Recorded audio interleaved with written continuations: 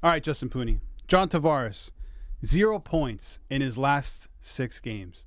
The floor is yours, Mr. Pooni. Albert Vartanian, how much does John Tavares make a year? $11 million. What letter is on his jersey?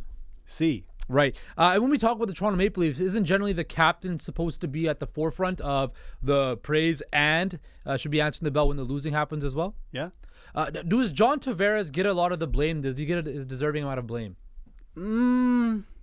I would say yes. Recently, yes. No. Recently, he's been getting some stick. Does John Tavares have a top 10 cap hit in the NHL? Yes. Does John Tavares' production need to match what he's getting paid?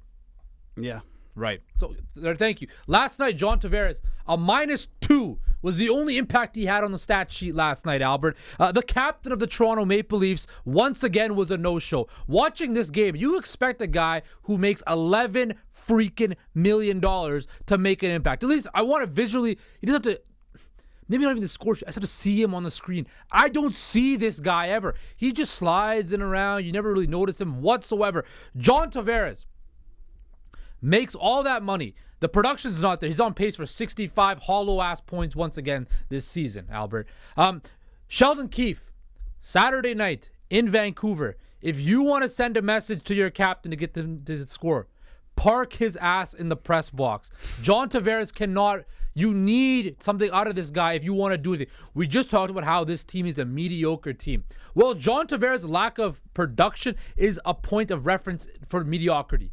He's making all that money. He has to play better. And I'm sick and tired of hearing about, oh, he might be a good locker room guy. Oh, he's the captain. He's got all this stuff on his shoulders. Nah. If Austin Matthews can put the team on his back and carry the load, why can't John Tavares help out a little bit? I don't understand this, Albert. He is the captain of the Toronto Maple Leafs and gets no blame whatsoever. He gets no accountability placed on him. He's done nothing for this team. And I'm talking about years previous too. What's John Tavares' shining moment other than scoring the series-winning goal against Tampa Bay? I don't know anything. He's never laid out a big body check. He's never gone in front of the media and really held accountability. It's the same old tired-ass cliches all the time. He doesn't really produce as an elite level, but he sure doesn't mind getting paid 11 sheets a year, right? Albert, Sheldon Keefe, listen to me. Bench John Tavares for a game. At least bench him. Maybe that will get him going. He just looks like he's stuck in the mud the whole time. He's not fast enough. He doesn't have I don't see any passion or any desire from him at all. I just see a guy who's coasting around, stuck in the mud. And as a captain of the Toronto Maple Leafs, a guy who's making that much money, you cannot have that. You must bench John Tavares. I don't think he'll bench him for an entire game because who else are you going to put in there? There's no one you're going to put in there. Maybe bench him for a period or something like that. And I'm not here for moral victories, but I will say I thought he had a really strong game against Calgary. And he was unlucky not to score. He got robbed on one of his chances late in the game. He has 10 shots over his last 2 games. But again, I'm not here for moral victories. It's all about production. And the production isn't there. And you're absolutely right. If you look at his last, 5 games, -2, -2, -2, -2, -1.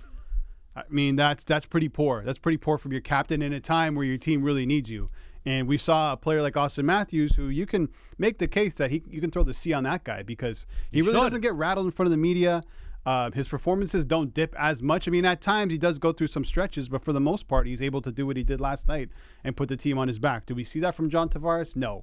If John Tavares wasn't making $11 million, we're probably not even having this discussion right now. If he's making $6 million now and he's on pace to get 65 points, that's very good. John Tavares needs to be better, and I believe he will get better throughout this season. He's going through a rough patch. He started off the season really well.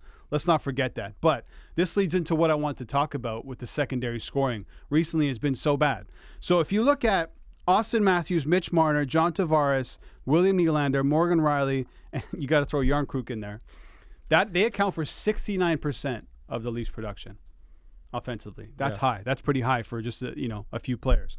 Over the last 6 games, like I mentioned, John Tavares has 0 points in 6 games. Tyler Bertuzzi, 1 point in his last 6. Max Domi, 1 point in his last 7. Yarncrook, who I just praised, who I thought was excellent last night, and I think he deserves a shot back on the first line. 2 points in his last 12. Matthew Knies, 3 points in his last 9. William Nylander hasn't scored since his contract was signed. The secondary scoring is a big problem for this Leafs team. man. We can go on about goaltending. We can go on about how much the core four is making. We can go on about how poor the defense has been and why TJ Brody forgot how to clear pucks from his zone. I don't understand that. I don't want to brag on TJ Brody, but he was bad again last night. But the secondary scoring is a real issue. Listen, in the regular season and in the playoffs, if you're not getting scoring from your second, third, and fourth lines, you're not winning anything. Your stars can only take you so far. Matthews can only do that for so many games. Listen, he put the team on his back last night, scored that hat trick, could have had more, and Leafs almost lost that game. They almost gave the game away. If it wasn't for Jordan Bean and Sam Kim, we all know their names now, the video guys for the Toronto Maple Leafs, I have a feeling the Calgary Flames probably would have won that game. It got That very hand close. pass, which we can talk about. That wasn't a hand pass. I don't know if it was or it wasn't, the but refs it was a great call, and they needed that. Yeah. They needed that to win the game. And I will say, after that, defensively, for that short period of time, it was probably the best I've seen them hold a lead in a long time this season. But with that said, they needed that to happen, and a lot of that's because they're not getting the production from the other players. It's just, that's a real issue. At the deadline, you want to focus on defense, you want to focus on goaltending, but you're like, man, we need some scorers up and down this lineup. You know, Matthew Knies is taking a dip, which we predicted as well. He's a rookie. You know, he's good on the top line, but there's going to be stretches where he's still getting used to this league and he's still adapting to the NHL. He's still adapting to Sheldon Keefe's system. Mm-hmm. They need secondary scoring, and it probably starts with John Tavares. Absolutely, it starts with him. And then also, shout out to Max Domi, 4 goals this year.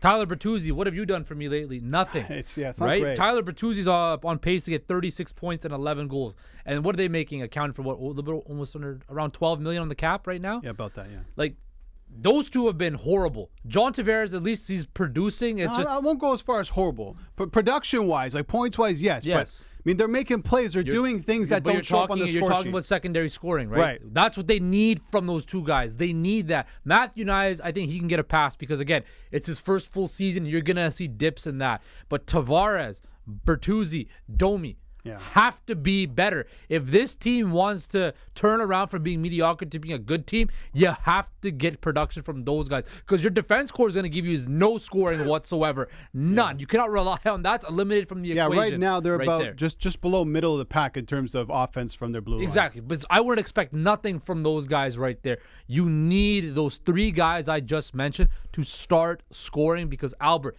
if they make the playoffs, which is still in the air, but let's say they do, right? In a first-round series, you know any team is going to stack up and do whatever they can to stop Austin Matthews and be like, okay, we're going to eliminate him from the game plan, but the rest of your guys, let's see if they can lead you to victory. And right now, Albert, I have zero faith that any of those guys can step up when it matters the most and help out the team because we have not seen it at all this season. The conversation in the playoffs was an issue and secondary scoring, so it's continued. Same but issue. I see what Brad Treliving was trying to do. You bring in 2 guys to help that, and that hasn't been the case. And Bertuzzi and Domi need to be better.